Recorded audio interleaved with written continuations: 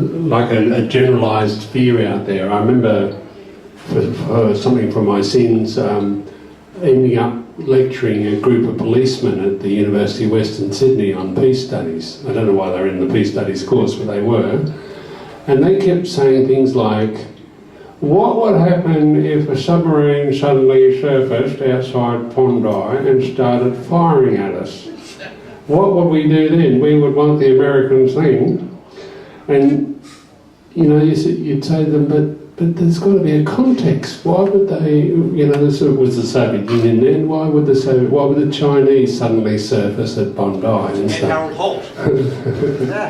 So, I mean, there's a lot of, you know, a lot of fear out there, you know, that things are about to happen and that could happen. But the context of Australia is it's one of the safest countries strategically because it's very hard logistically to invade it. And about the only country that can do it, it would be the United States. And they don't need to because they've bought all our politicians and they have all the bases here anyway. So that's the thing about it is that we have to sort of look at what are our needs. You know, there are those huge platforms off the Northwest Cape. Well, surely someone could disrupt them. There should be the sort of vehicles that could protect them. But I'm sure these Japanese submarines are not built for that. I'm sure some of the missile air warfare destroyers that have this missile system that was talked about, you know, that's not designed for that either. So, and if you had the sort of modest vehicles, modest planes for that sort of defence, you wouldn't eat up 10% of Australia's income, as we do now every year.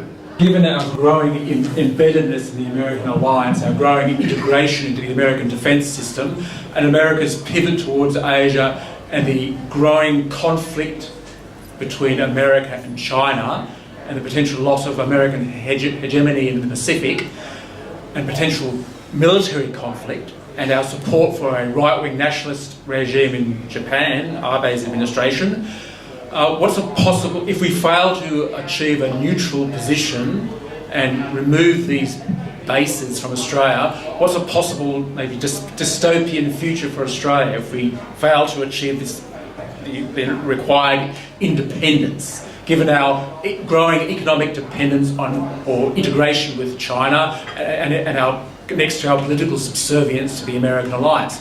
And in a second question as well, what lessons can the peace movement draw from the apparent failure of the anti-Iraq demonstrations from 2003 onwards and their failure to effect any real change in government policy? I think the most important thing is where the question of being entangled, dragged into wars that we have basically no strategic interest in. It's not in our national interest. I know it's a very old-fashioned language, and usually the right talks about national interest, but what on earth was our strategic interest in being in Afghanistan?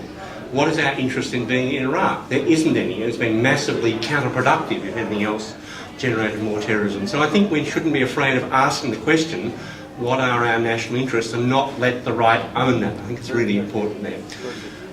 So I think that's really the first thing. I'll pass on the question of peace movements, except to say one thing, that what Dennis just said about diffuse fears is really important, I think, that people think about these things. We've got to get the facts out there, but we also have to find ways of working out why people are so afraid of certain things. And that's another layer, and that's where things about fantasies become really very, very important there. It's a very grim future if you don't get rid of these bases, but the wisest thing I've seen about this issue is the encouragement.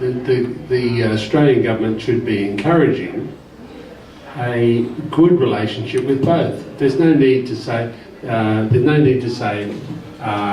going to pick the Americans over the Chinese and vice versa. We could be independent and pick the best of both worlds, you know, and that's in our interests. That's in the interests of Japan and so on. I'm just back from well, it was in the last November. I'm just back from Japan, where we had delegates from the Philippines, from South Korea, from Japan, and Australia, of course, and they all reported that their government is more concerned with America than with the ordinary people. And that's the same pattern, that same pattern is being repeated right across Asia. And this is what the pivot means. The pivot means that the government's focus all across our region is for the good of the United States rather than for the good of the people.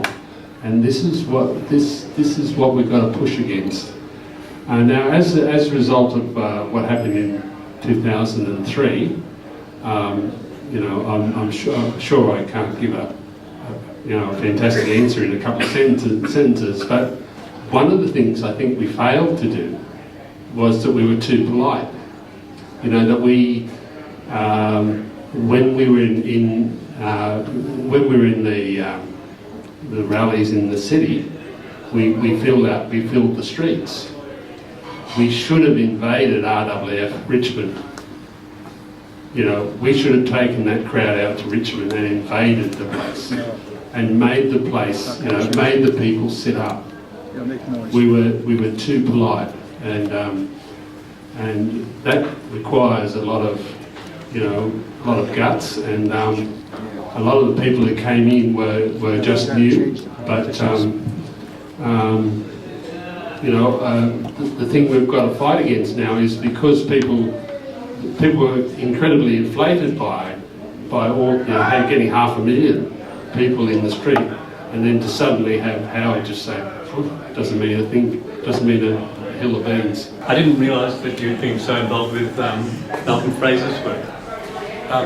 He was here, only late last year, and he was excellent in terms of spelling out a couple of scenarios where war could happen, like war with between US and China, and how Australia would undoubtedly be drawn into it. I wonder why haven't Australians learnt or heard more about Malcolm Fraser's extraordinary book and his warning? That's an excellent question. It's compared to the attention that Bob Carr's rather boring book got, it's had very little attention. I've been interested in the way that some people who actually know better wrote very stupid things about it. The only interesting media commentary I saw was in the Financial Review from Laura Tingle, who hosted him at the Sydney Literary Festival or whatever it's called, and basically said, look, I'm not sure I agree with this book, but I think it's the most important set of questions I've had to deal with. And that's what would have been enough, and it is enough. But I think there was studied avoidance, frankly. Bitterly disappointed that I missed Malcolm when he was here. I had the honour of asking him a couple of questions at last year's Sydney Writers' Festival concerning his death. If you could tell me anything you know where he died. And a second quick question concerning, we got the US, Israeli, Australian coalition, the Willing Alliance, that seems to be out for one world domination, New World Order. The only light on the horizon seems to be Russia and China, Putin's Russia. I'm just wondering what you think of their two stance against the one world government, New World Order agenda. My name is Frank Vavasar. I've heard that the Americans have access to every major Australian training base, and I was wondering whether that has any effect or not in your appraisal of our independence. I'm going to talk about a subject that hasn't been mentioned at all. And we go back in 1,000 years of what's caused the majority of the wars has been religion.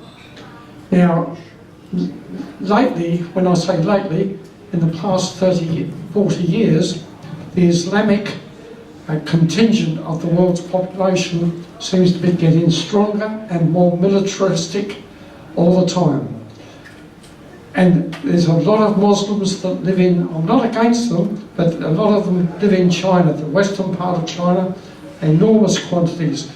And what with the Middle East conflicts going on all the time, just wondering what your opinion of that is. Thank you. Let me go in reverse order. There actually are a large number of Muslims in China, and those that are there are getting it in the neck.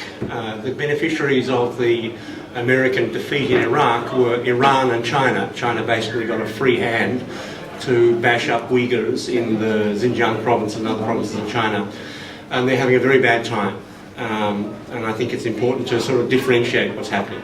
Secondly, I think Australia has been troubled by Islam since General Gordon got chopped up in the siege of Khartoum by what we call the Mad Mahdi, who was in fact an extraordinary charismatic leader. I work on Indonesian nuclear power issues. The Indonesian government's been trying to build a nuclear power station in central Java for 30 years. Resistance to that has been led by an extraordinary group of Islamic leaders in there. And I'll just say that in 2007 there was equivalent, it's called a Bashtul Masail, but what we would call a convocation of ulama, of religious teachers, who basically examined the proposal for a nuclear power station in Java, not nuclear power general, but very specifically, and came out, after hearing lots of testimony, came out against it on very rational economic, environmental and energy grounds. Islam's a very complicated beast, just as is Christianity. And these vile creatures who are doing their theatrics in Iraq have got bugger all to do with most Muslims. And most Muslims who we call fundamentalists are basically, essentially they're Methodists. Yeah. There are some people who are far more extreme, but I think it's really important to get real about what this is, and it's important in Indonesia. Secondly, very quickly on the question of training bases, I'm not sure it's true. I don't think it's true they've got access to all training bases, but they certainly do have access to a lot of them. The kind of thing Dennis was talking about, particularly with Talisman Sabre and other things. The Marines come here to train with Australian forces, so they get access to a lot of areas there. It's part of the wider thing. I don't think there is a one world government movement of great political significance, but it's certainly true that Australia has lined up with the United States over the question of Israel in the Middle East. And this is, I think, morally wrong and politically unbelievably stupid. Malcolm died in hospital. I don't know, it was a very sudden illness. I haven't talked to his family yet about it. I'm not aware of anything untoward has ever been suggested about it. He was 84. Okay. It's my understanding that Hawke made a general agreement that any Australian military base was open to the United States to use in an emergency, which is a fairly carte blanche sort of thing to offer. But they do specialise in going to Talisman Sabre, and which is to Shoalwater Bay, which is hardwired back to the Pacific Command. I think I'll leave the other questions. Richard's already. I'll just say one thing. We also trained 6,000 Singaporeans at Shoalwater Bay and other places, so let's not forget about them. And we signed an agreement, again, it was the Labor government did it, we signed an agreement with France that if France has military operations in the Southwest Pacific or the South Pacific, Australia is now obliged to support them logistically.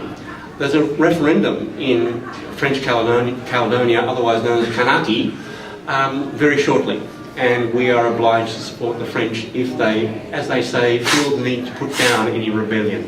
Not a nice thing for us to do. If the Pine Gap base and the Northwest Cape are so sophisticated, why couldn't they find MH370? The first question is, were they looking? I think that's the first question. I think it's much more likely Pine Gap and its companion station, Menwith Hill in Britain, learned a lot about the shooting down of the Malaysian airliner over the Ukraine, and there are a lot more questions to ask about that. Over the MH370, people don't quite understand that things like radars don't operate much over the sea, and they don't watch these things. There may have been, the question is to ask whether there were any other satellites, not related to Pine Gap that might have been watching visual ones. I don't think Pine Gap really would have been involved in. I know Mohammed Mahathir thinks they were. I can't actually see a logic of why they would have been listening. I mean, it doesn't fit with what they do. Ladies and gentlemen, that brings the evening to a close. Will you please put your hands together and thank our speakers for a wonderful presentation.